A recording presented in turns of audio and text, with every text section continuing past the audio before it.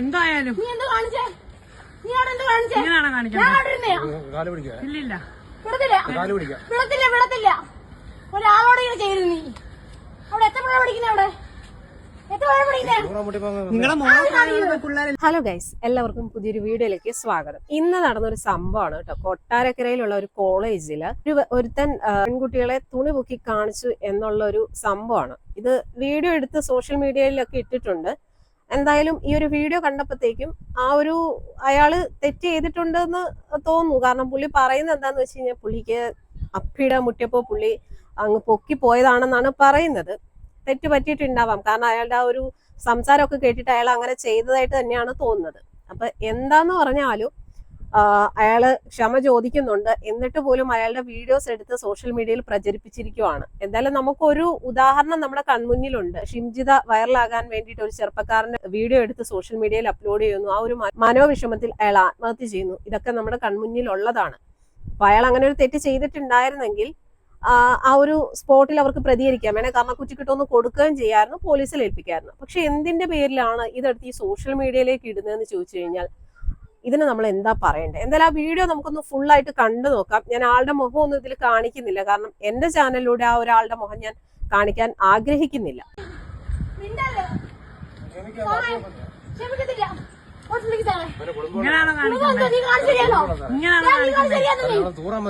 എന്തായാലും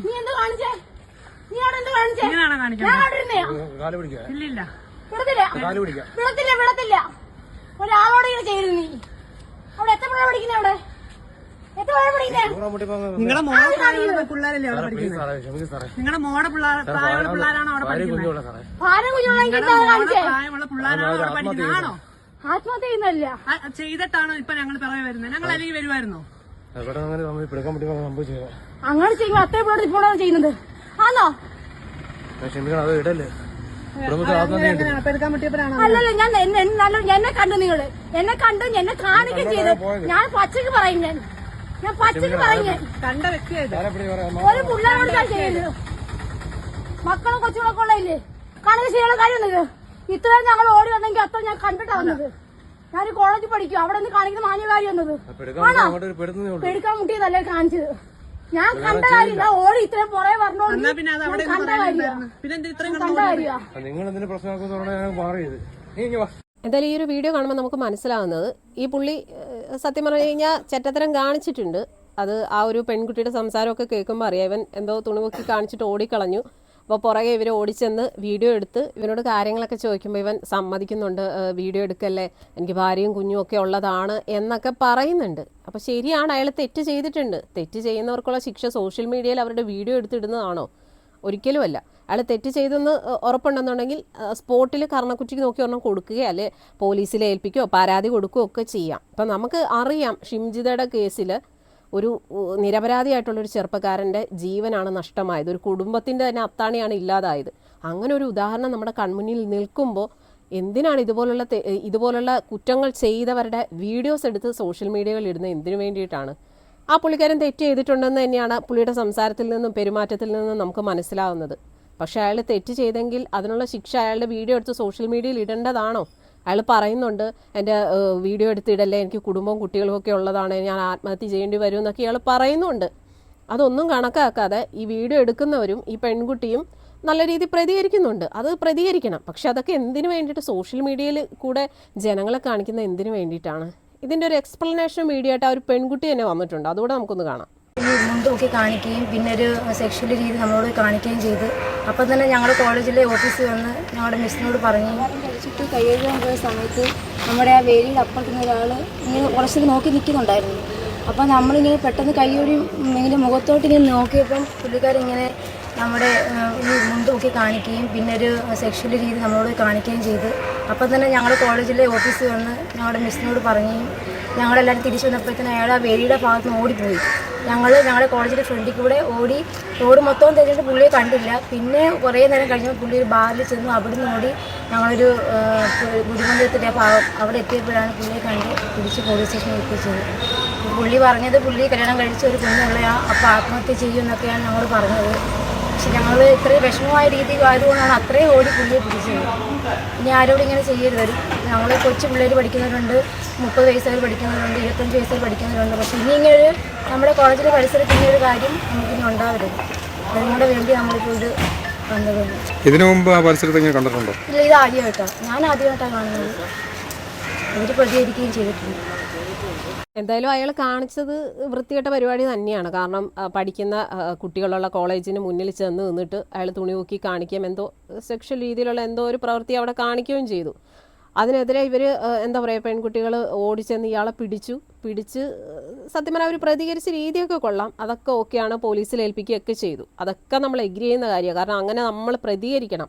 പറ്റുവാണെങ്കിൽ ഒരെണ്ണം കാരണക്കുറ്റി നോക്കി കൊടുക്കുകയും ചെയ്യണം. കാരണം ഇനി ഒരിക്കലും ഇവൻ ഇമാതിരി വൃത്തികേട് കാണിക്കരുത്. പക്ഷേ അങ്ങനെ തെറ്റ് സമ്മതിച്ച് പോലീസിൽ ഏൽപ്പിക്കുകയാണ് വേണ്ടത്. അല്ലാതെ അയാളുടെ വീഡിയോ എടുത്ത് നമ്മൾ സോഷ്യൽ മീഡിയ വഴി പ്രചരിപ്പിക്കുന്നത് അതത്ര ഒരു ശരിയായിട്ടുള്ള ഏർപ്പാടായിട്ട് എനിക്ക് തോന്നുന്നില്ല. എൻ്റെ ഒരു അഭിപ്രായമാണ് കേട്ടോ. ഇപ്പോൾ എൻ്റെ അഭിപ്രായം ആകണമെന്നില്ല മറ്റുള്ളവർക്ക്. കാരണം ഒരു ഉദാഹരണം നമ്മുടെ കൺമുന്നിലുള്ളത് കൊണ്ട് തന്നെയാണ്. ഇവിടെ ഇയാൾ തെറ്റ് ചെയ്തിട്ടുണ്ട്. അപ്പോൾ ഇയാൾക്ക് ശിക്ഷ എന്ന് പറയുന്നത് പോലീസിൽ ഏൽപ്പിക്കുക. പിന്നെ 2 എണ്ണം കൊടുത്തെന്നോർത്തും ഒന്നും സംഭവിക്കാനില്ല. കാരണം അയാൾ ചെയ്ത തെറ്റിനുള്ള ശിക്ഷ നമുക്ക് കൊടുക്കാം. അതല്ലാതെ അയാളുടെ വീഡിയോ എടുത്ത് പ്രചരിപ്പിക്കുന്നതിനോട് അയാൾ പറയുന്നുണ്ട്, ഞാൻ കല്യാണം കഴിച്ച് എനിക്കൊരു കുഞ്ഞുള്ളതാണ്, എൻ്റെ വീഡിയോ എടുത്ത് ഇടല്ലേ, ഞാൻ ആത്മഹത്യ ചെയ്യേണ്ടി വരും എന്നൊക്കെ അയാൾ പറയുന്നുണ്ടായിരുന്നു. പക്ഷെ അതൊന്നും കേൾക്കാതെ അവർ വീഡിയോ എടുത്ത് പ്രചരിപ്പിച്ചു. അതൊരു അത്ര നന്നായിട്ട് എനിക്ക് തോന്നുന്നില്ല. കാരണം അയാളിപ്പോൾ ഈ ഒരു കേസിൽ അയാളെ പോലീസ് അറസ്റ്റ് ചെയ്തിട്ടുണ്ടെന്ന് പറഞ്ഞു. അയാൾ ഒരു പക്ഷേ ഈ വാശിക്ക് എന്തെങ്കിലും ചെയ്തു പോയി കഴിഞ്ഞാൽ ആർക്ക് നഷ്ടം വരും? ആ ഒരു കുടുംബത്തിനും അല്ലെങ്കിൽ അയാളുടെ കുഞ്ഞിനും ഭാര്യയ്ക്കും നഷ്ടമാകും. അതോടൊപ്പം തന്നെ ഇതിന് ഈ ഒരു കേസിൽ ഇയാൾക്കെതിരെ പരാതി കൊടുത്ത ആ ഒരു പെണ്ണിനും അതിൻ്റെ പേരും കാര്യങ്ങളൊക്കെ വരും. അപ്പോൾ ഇതുപോലുള്ള സംഭവങ്ങളിൽ നമ്മൾ പ്രതികരിക്കണം. നല്ല രീതിയിൽ പ്രതികരിച്ചിട്ട് നമ്മളത് പോലീസിൽ ഏൽപ്പിക്കേണ്ടതാണെങ്കിൽ ഏൽപ്പിക്കുക തന്നെ ചെയ്യണം. ഈ ഒരു കേസിൽ അയാളെ പോലീസിൽ ഏൽപ്പിച്ചിട്ടും ഉണ്ട്.